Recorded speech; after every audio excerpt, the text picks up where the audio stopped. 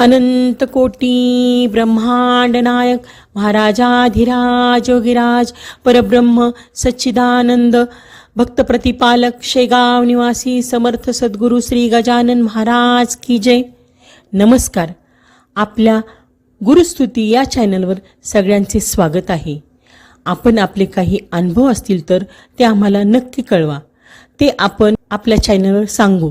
तसेच आपल्या चॅनलवर येणाऱ्या व्हिडिओबद्दल तुमच्या प्रतिक्रियासुद्धा कळवा. तुम्ही आम्हाला कमेंट किंवा डिस्क्रिप्शन बॉक्समधल्या ID वर ईमेल करू शकता. आपल्या चॅनलला सबस्क्राईब करा आणि व्हिडिओला लाईक आणि शेअर करा. धन्यवाद. हा अनुभव आहे मध्य प्रदेश येथून सौ अंजनी हरणे या ताईंचा. ताई म्हणतात, चातुर्मास नामजप आणि नर्मदा मैया. जय गजानन. गजानन विजय ग्रंथाच्या 14व्या अध्यायात नर्मदेवरील सुरस आख्यान आहे, ज्यात सोमवती अमावस्येच्या पर्वावर नर्मदा स्नान करण्याचा प्रघात लक्षात घेऊन बंकटलाल, बजरंगलाल आदी भक्त ओंकारेश्वर येथे जाण्याचा घाट घालतात आणि गजानन महाराजांना स्वतःसोबत तिथे चालण्याचा आग्रह करतात. त्यावेळी महाराज म्हणतात, माझी नर्मदा येथेच आहे. तेव्हा मी तिथे तिला भेटायला गेलो तर तिला राग येईल, म्हणून मी काही येत नाही. तुम्हीच जाऊन या, माझ्या नर्मदेला भेटा. महाराजांचे हे म्हणणं भक्तगण ऐकत नाही आणि अति आग्रहाने महाराजांना ओंकारेश्वरी घेऊन जातात. पुढे वापस येत असताना नौका नर्मदेत कशी फुटते व महाराजांच्या कृपेने आणि नर्मदा साह्यभूत ठरून सगळे कसे वाचतात हे आपण गजानन विजय पोथीत नेहमीच वाचत असतो. या सर्व कथांचा आजच्या काळात आपण जेव्हा विचार करतो तेव्हा दासगणू महाराजांचे शब्द आठवतात. प्रत्यक्षापरी प्रकार येथे घडती वरच्यावर. आणि गजानन महाराज व नर्मदा मैया या दोन गोष्टीमधील सहसंबंध जाणून आपलं मन अंतर्मुख होऊन जातं. श्री गजानन अनुभव भाग 1 पुस्तकात 10 नंबरचा अनुभव आहे. नर्मदे हर जय गजानन. तो वाचून तर अंगावर शहारे येतात आणि आपसुकच नर्मदा मैया आणि गजानन महाराजांच्या स्मरणात हात जोडले जातात. हे सर्व मी तुम्हाला यासाठी सांगते आहे की अगदी नुकताच या गोष्टीचा आनंद मला घेता आला. मी सौ अंजनी हरणे, मध्य प्रदेश, हरदा येथे असते. नागपूर माझं माहेर. तर झालं असं की मागील 4 वर्षे झाली दर चातुर्मासात समर्थ सद्गुरू गजानन महाराज उपासना केंद्र नागपूर यांनी भक्तांच्याकडून गणगण गणात बोते हा जप करून घ्यावा अशी योजना आखली. त्यासाठी प्रत्येकाला जप नोंदणी सुलभ व्हावी म्हणून एक फॉर्म देण्यात आला. चातुर्मासाच्या शेवटी उपासकांनी आपला फॉर्म माहितीसह परत करावा आणि आलेल्या फॉर्मवरून केलेले जप नामासह रजिस्टरमध्ये नोंदवून शेवटी तो संपूर्ण जप शेगावला महाराजांच्या चरणी समर्पित करावा अशी योजना आखण्यात आली. इसवी सन 2016ला सुरुवात झालेला हा जप दरवर्षी विस्मयकारक गतीने वाढत गेला. 2016ला 1000 फॉर्म छापण्यात आले. तेव्हा 6.25 कोटी जप नोंदवण्यात आला. 2017ला 2000 फॉर्मच्या माध्यमातून 13.25 कोटी जप झाला. 2018 4.5 फॉर्म आणि जप झाला तब्बल 55 कोटी 11 लाख. यंदा म्हणजे 2019ला 10,000 फॉर्म छापले आहेत आणि 100 कोटीपेक्षाही जास्त जप होणार असं सुरू असलेल्या जप मोजणीवरून लक्षात येत आहे. असो, माझ्या बाबतीत असं घडलं की पहिल्या 3 वर्षी मी योगायोगाने आषाढी एकादशीच्या पूर्वी अर्थात चातुर्मास सुरू होण्याच्या सुमारास म्हणजेच फॉर्म घेण्याच्या सुमारास नागपुरात हजर राहिले. मी नामजपासाठी फॉर्म घेतला, पण दरवेळी काही कारणाने माझा जप मात्र काही होऊ शकला नाही. काही ना काही अडचण समोर उभी ठाकली. यंदा 4थ्या वर्षीही पुन्हा आषाढीच्या आधी फॉर्म घेण्यासाठी मी नागपूरला असण्याचा योग आला. मी फॉर्म घेतला, मात्र यावेळी उपासनेच्या वेळी मी मागील 3 वर्षातील अडथळ्यांचा योग सरांच्या कानावर घातला आणि काय करू अशी शंका बोलून दाखवली.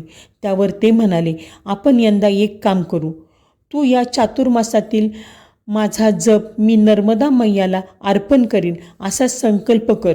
गजानन महाराज आणि नर्मदेला या कामात आशीर्वाद माग आणि बघूया काय होतं ते. एवढं बोलून त्यांनी जय गजानन असं म्हणून फॉर्म माझ्या हाती दिला.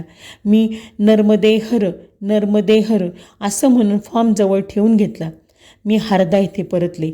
आषाढीला जप आरंभ होणार हे लक्षात होतं, परंतु बाकी गोष्टी सुप्त मनात दडून गेल्या. आषाढी एकादशीला मी थोडाफार जप केला. दुसरे दिवशी द्वादशीला मिस्टरांचा तिथीने वाढदिवस असतो. सकाळी ते म्हणाले, चला आपण हनुमान दर्शनासाठी जाऊ. बरेलीजवळ एक छिंद नावाचं लहान गाव आहे. तिथे हनुमानाचं एक जागृत मंदिर आहे. तिथे जाण्यास आम्ही सज्ज झालो. वाटेत सांडिया घाट आहे, तिथे नर्मदेत स्नान करू असं ठरलं. त्या सकाळी नर्मदेचं पाणी ओंजळीत धरलं आणि नर्मदा मैयाने जणू मला जप समर्पणाची आठवण करून दिली. आपल्याला या चातुर्मासात जप करायचा आहे या कल्पनेनं मन भरून आलं. पुढे छिंद येथे हनुमान मंदिरात सुंदरकांड वाचलं. परतीच्या प्रवासात नेमावरला पुलावर यांनी गाडी थांबवली. मी खाली उतरून नर्मदेला हात जोडले. गुरुपौर्णिमा जवळ होती, त्यामुळे चंद्राच्या त्या शीतल प्रकाशात नर्मदा प्रसन्न दिसत होती. मी हात जोडून म्हटलं, मैया, मागील 3 वर्ष माझ्याकडून जप होऊ शकला नाही. या चातुर्मासात गजानन महाराजांचा जप माझ्याकडून करून घे. माझा जप तुला समर्पित आहे. चातुर्मासात पहिला महिना प्रसन्नतेत पार पडला. पहिल्यांदाच पूर्ण महिनाभर छान जप झाला.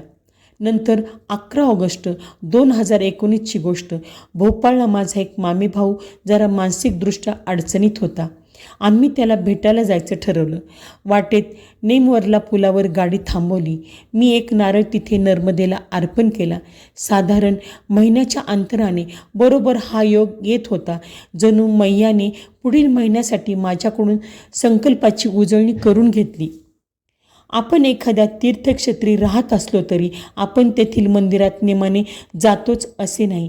तसेच आम्ही मध्य प्रदेशात राहत असलो तरी वारंवार नर्मदा दर्शन होतच असं नाही.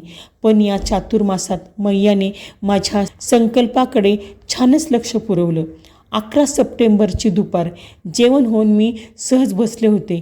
तो अचानक माझ्या दिराने मला प्रश्न केला, भाभी, नर्मदेला पूर आला आहे. नेमावरला जाऊन तो अथांग पाणी पाहण्याचा योग आहे, चालणार का?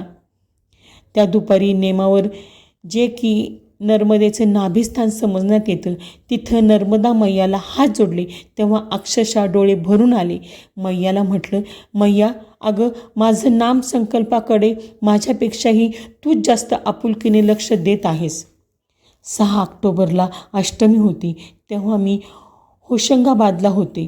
सासूबाई म्हणाला, नर्मदेची ओटी भरून या. सेठानी घाटावर नर्मदा मंदिरात मैयाला साडी अर्पण केली आणि खाली तिची खना नारळाने ओटीही भरली. पण हा नित्याचाच भाग होता. नर्मदा मैयाने चातुर्मासातील गजानन महाराजांच्या या जपासाठी जसं काही मला बरोबर महिन्याच्या अंतराने बोलून संकल्प स्मरण करून देण्याचं निश्चित केलं होतं. कारण 10 ऑक्टोबरला माझ्या जाऊच्या म्हणण्यानुसार पुन्हा आम्हाला सेठानी घाटावर जाण्याचा योग आला. तिथे नर्मदा स्नान झालं. नंतर तिथेच मैयाच्या साक्षीनं एक माळ गणगण गणात बोते जप झाला. या चातुर्मासात माझ्या जपसंकल्पाकडे तर माऊलीने लक्ष दिलेच, पण मागील 3 वर्ष काही कारणाने घरातील नवरात्र उत्सवापासून वंचित राहिले होते. तो नवरात्र उत्सवही घरी व्यवस्थित पार पाडला. अशा रीतीने चातुर्मासाच्या सुरुवातीलाच जपासाठी नर्मदा मैयाला आशीर्वाद मागितला तर कधी नव्हे अशा पद्धतीने 4ही महिन्यात सुरुवातीला दर्शनासाठी बोलवून यंदा माझ्याकडून 2 लाखाच्या घरात जप करून घेतला. आणि गजानन विजय ग्रंथात महाराजांनी माझी नर्मदा असा उल्लेख केला आहे. तो किती सार्थ आहे या विषयाचा आध्यात्मिक अनुभव मला प्रदान केला. हे सर्व सांगण्यासाठी मी नागपूरला फोन केला. तेव्हा बोलण्याच्या ओघात मला सर म्हणाले, आत्ताच आम्ही नर्मदेचा 14वा अध्याय पूर्ण केला. तेव्हा मी माझ्या डोळ्यातील अश्रू रोखू शकले नाही. आता चातुर्मास समाप्ती झाली. केवळ 4 महिन्यात 100 कोटीहूनही अधिक होणारा हा सर्व जप पुढे रीतसर शेगावला महाराजांच्या चरणी समर्पित करण्यात येईल. मी केलेला किंबहुना माझ्याकडून करून घेतलेला जप मात्र सर्व उपासकांच्या वतीने मी नर्मदा मैयाला अर्पण करून दोघांचंही एकत्र स्मरण करून म्हणणार आहे, नर्मदा मैया की जय. श्री गजानन जय गजानन, श्री गजानन जय गजानन. उल्लेखनीय म्हणजे इतक्यातच एप्रिल 2022मध्ये श्री वसव हरणे यांची पायी नर्मदा परिक्रमा 4.5 महिन्यात मैयाने पूर्ण करून घेतली. श्री गजानन जय गजानन, श्री गजानन जय गजानन. गण गण गणात बोते, गण गण गणात बोते.